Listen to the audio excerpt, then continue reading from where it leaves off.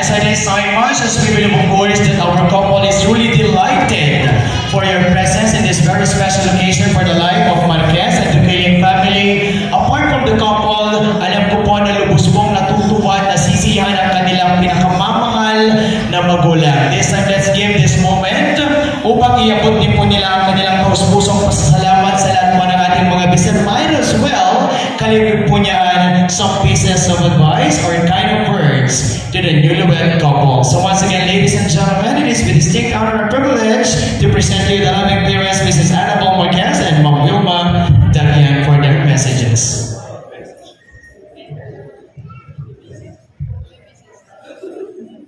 Magandang umaga po sa lahat. Ako po ay nagpapasalamat sa Panginoon at sa inyong lahat. Sa lahat-lahat na nandito ngayon, maraming salamat po. Lalong-lalo na sa Panginoon ay siya ay nagbibigay ng kalakasan sa aking pag-iisip at lahat sa aking kalusog. Nagpapasalamat ako sa Panginoon at ngayon dumating ang panahon ng aking anak ay ipaisang dibdib kay Renabella. Nasir, anak ko, kahit anong mangyayari, mahal na mahal kita. At ngayon may asawa, parehas kayong minamahal. At ang masasabi ko lang sa inyo, kailangan ang pagmamahalan ninyo i-trust ninyo sa Lord at walang gagawin sa inyo kung hindi ang Panginoon. Alam nyo, ang mga nakalipas na nangyayari sa ating buhay, yun ay mga troubles at pansubok sa ating buhay. Pero nagpapasalamat ako at makikita kayong nandito masaya. Yun ang pinagpapasalamat ko sa Panginoon.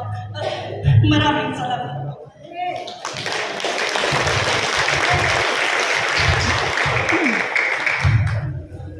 Magandang umaga po sa ating lahat. Maraming salamat po sa lahat ng mga nandito na sumaksi sa pag-iisang dibdib ng aking anak at si Nash.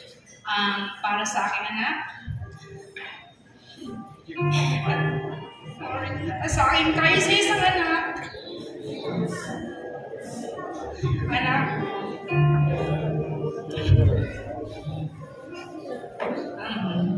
sikapin maging isang mabuting asawa sa kay Nash. At lagi mo siyang ingatan. Salamat din. At matagal na panahon niya rin itong plinano talaga. Salamat sa Diyos at natuloy. Alam mo, hindi madali ang ating mga pinagdaanan sa buhay. Salamat sa Diyos kasi napakatatag mong bata. Napaka-strong mong bata.